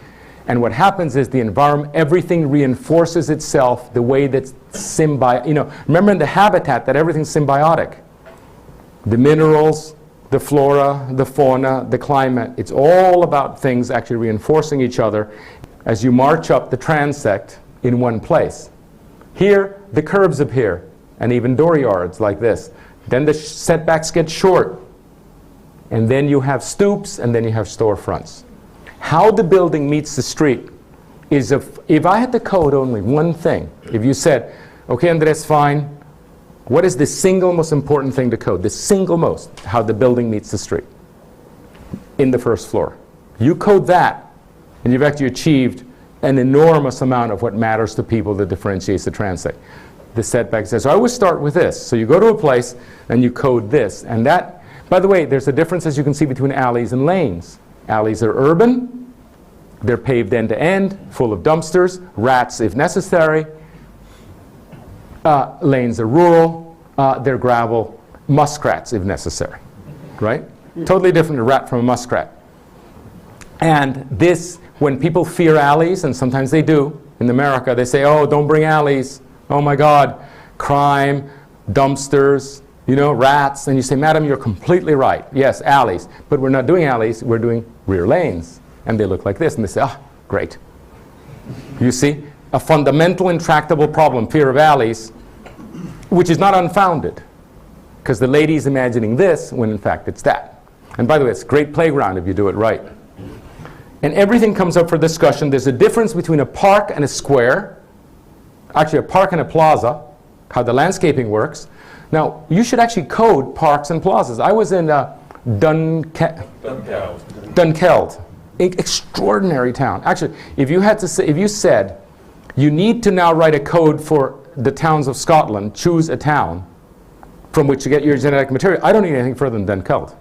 The high street, down to the way it handles the color, has it all there. Then you know that triangular square that is paved, not a tree in that square, right? And then you move on, and there's a park where the cathedral sits.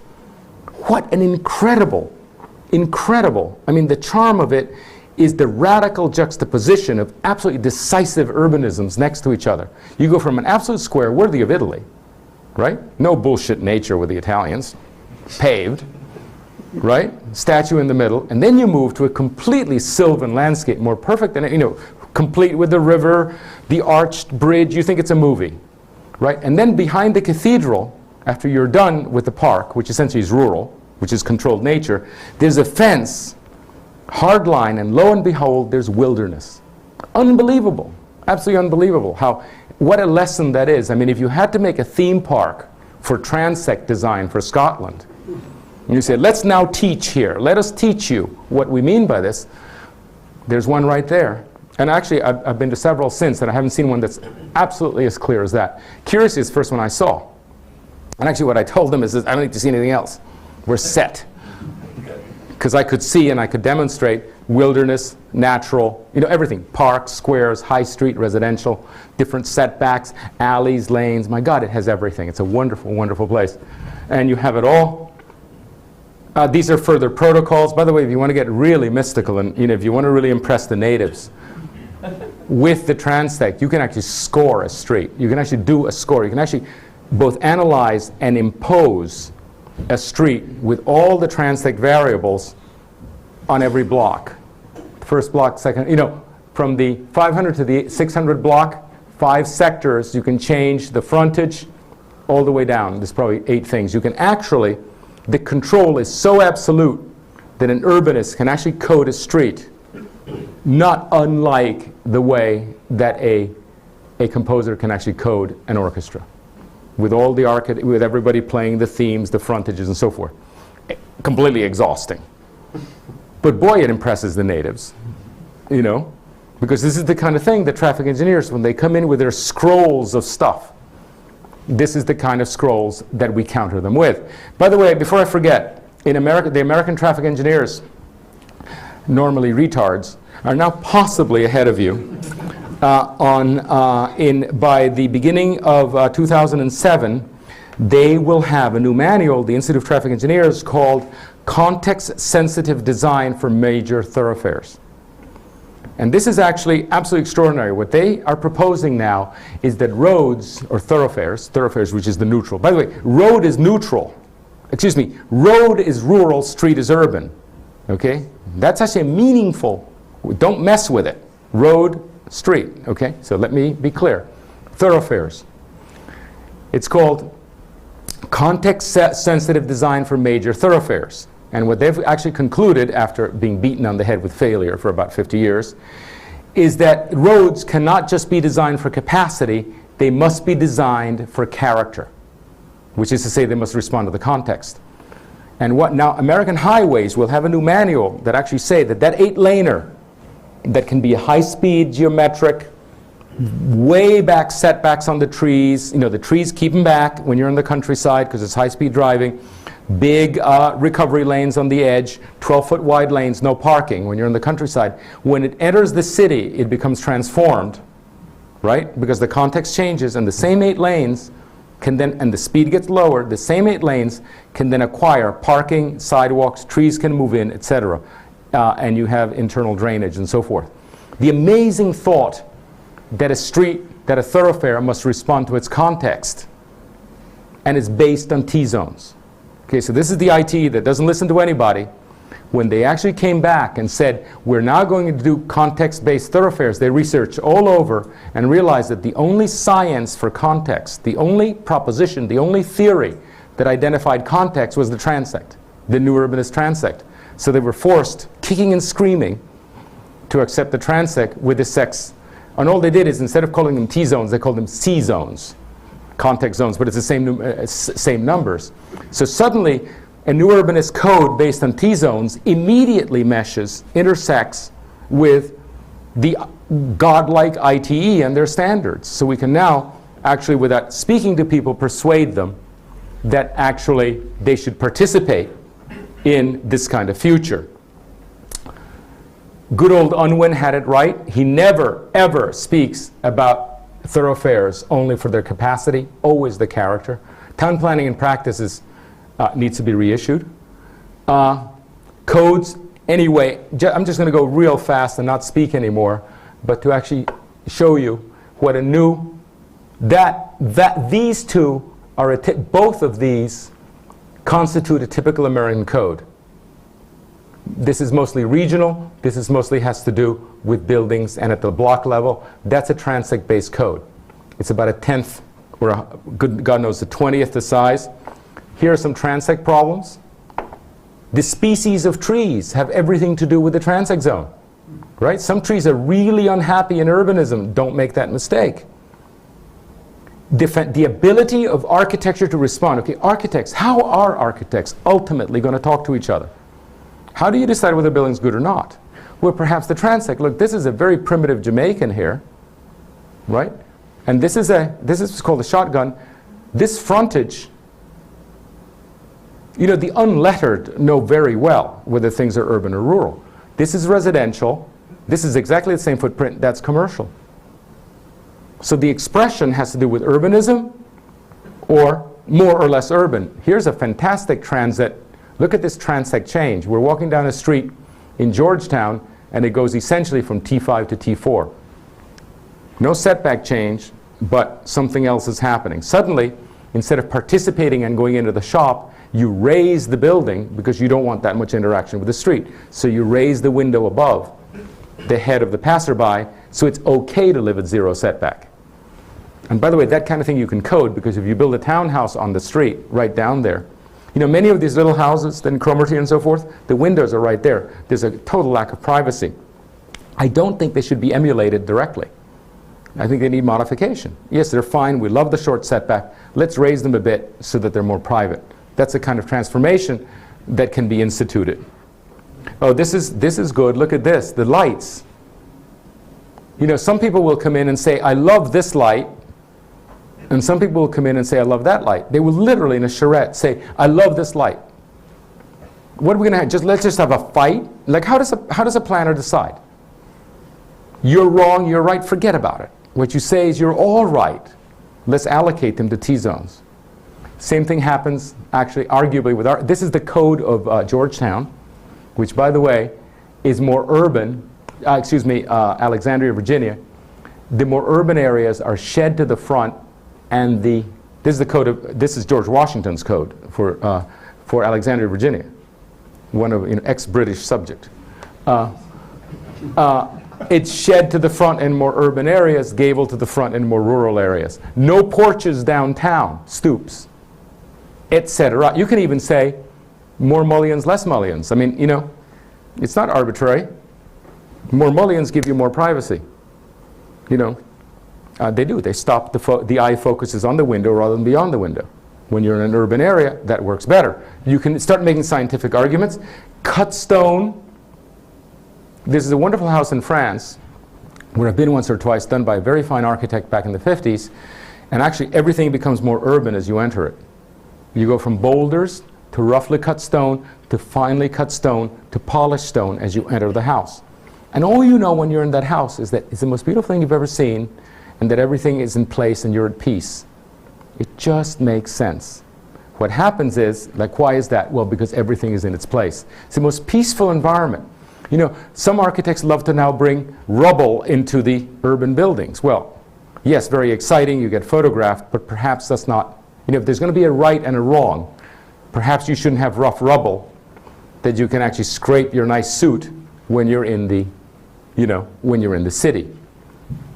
Infrastructure in the country can look very good so long as it's rural. By the way, this in downtown Chicago, people hate engineering in the countryside.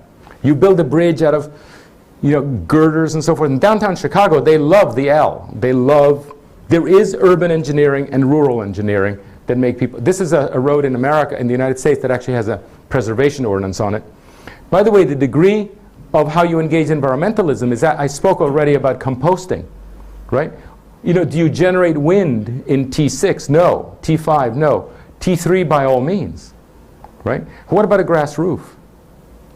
Are you really going to put a grass roof in a high-rise with a roof of about this size? Just torture some fellow up there to try to keep the grass going?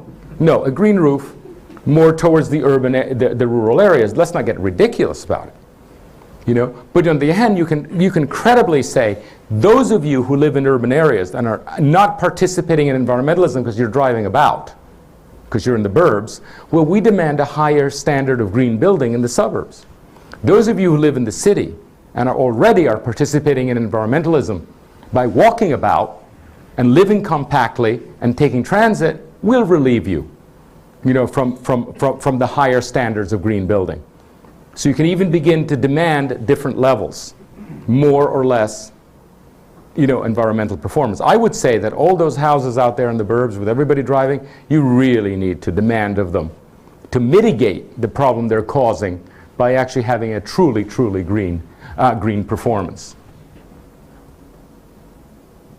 One last thing, I'm going to stop here. It's very important to know that while the transect is a continuum, right? For convention, it is drawn as a continuum from rural to urban. Once you determine what the settings are for the 6 settings, they do not need to be set up as a continuum. Okay? The code can be radically juxtaposed. And that is why you have this rather stunning Edinburgh in which you have urbanism, all-out urbanism, right? Stone, stone, stone, stone, and then you hit, whoa, a park. It is so exciting. So once you set up, this is the T1 to T6, but you can also create very easily a T6 adjacent to T1. And when you do create it, it's really great. Like, why is Central Park the most fantastic park in America? Olmsted did 240 parks. Why haven't we heard of the others? Some are said to be more skillful, because the others, the edge of the park actually consists of single-family houses. There is no intensity. The park looks rural, you get little houses, right? It's a continuum transect, like a fried egg with the density in the middle. The fantastic thing about Central Park that is absolutely unforgettable is that you have T6, and I mean heavy-duty T6, Fifth Avenue, in radical juxtaposition to T1. It's just fantastic. Okay? So remember, when you think of your city, particularly understanding the city, or proposing cities, you do not, we're not proposing medieval cities from T6, T5, T4, T3. Okay, that's not the way the world works. Hasn't worked for a long time. But you do need intensely immersive environments, and go ahead and juxtapose them, because actually they're wonderful, wonderful propositions. And here's just one of them. Here's a proposition that's really extraordinary. I really do think. If you look at Scandinavian work in the 20s, both Scandinavian, German, etc., there's one concept that recurs and recurs and recurs. And you can try, the book we wrote, Civic Art, which is actually a collection of, essentially all the coolest things I've ever seen is what it is, with captions. It's an architect's book. There's hardly anything to read. It's just great images. And what I found in the 20s is a great number of this concept. And this concept consists of this is a village with the high density crust on the edges, and essentially super blocks with village in the middle. You see, and this is a school or a country church. Now, when you're going to allocate density and no density, I would say get your high streets, densify them, because in fact it's a more resilient building type, the 5- and 4-story building. And what's more, when you don't have the yard, which is an apartment building doesn't give you the yard, by all means compensate people with street life, right? Don't deny people both yard and street life, because the compensation for living in the city is to have a street life. So it makes sense that the higher density buildings are on the high street, and then turn the corner and actually go into a rural area. And it's always a fantastic look. I suspect that many of your villages have that quality, and as I get to know them more, I'll realize that you're really, in fact, the one that most impressed me was I forget. It was in England anyway, forget it. But you do have villages that are absolutely resolutely urban, and then you turn the corner and they're just rural. And I don't know, maybe you're used to it, but I thought it was absolute magic. And what I loved about it is the potential of living very close, not having to decide, I live in urban or I live in rural. Oh Lord, what do I do? No, you get both. You get both. You get your primary dwelling in one, but within 2-3 minutes walk, you get the other experience. So you can say, I love town living, but I love to get in the country too, or I love country living and I love to get to the high street. That gives you everything. And I think that is the fundamental genius of the village, or your towns. Your towns and villages here are genius, works of fantastic genius, because everybody gets both. And I think why they're so well loved, because of that. And think about the suburbs you're building. They have neither, right? They're neither urban nor rural. They're just that perfect sort of blend, which is nothing. One of your planners, Thomas Sharp, wrote a book in 1934. He later wrote the English Village, the little pamphlet. That English Village is an extract from a larger book written in 1934, and I forget what it's called. It may be called The English Village. And he rants. He is absolutely rabid with hate of the Garden City. It's absolutely because no one has ever, as far as I can tell, criticized the Garden City. I mean, you guys are still worshiping this thing. The Garden City planted the seeds of places that are neither rural nor urban. It is precisely that setting of everybody a little yard that gives you neither. And by the way it has degenerated, the yards have gotten even smaller, right? Because the subdivisions I've seen today, the estates, the yards are pathetic, right? So basically you get neither urbanity, because you have the resolute cul-de-sac that is pretending to be a country lane, right? But you get neither the urban nor the rural. It is precisely the wrong setting to get exactly nothing. So if you do nothing else as you sort of plan your new Scotland, at least preserve the right to build urban and rural. And inadvertently, in this kind of love that we have for green, which is so propelled, it's so easy to get people to love green. The public process, you can buy them off so easily. The environmentalists will be on your side. You will actually undermine the possibility of building your best places, which are the country and the city. So if nothing else, get rid of that blend almost as your first act. Thank you.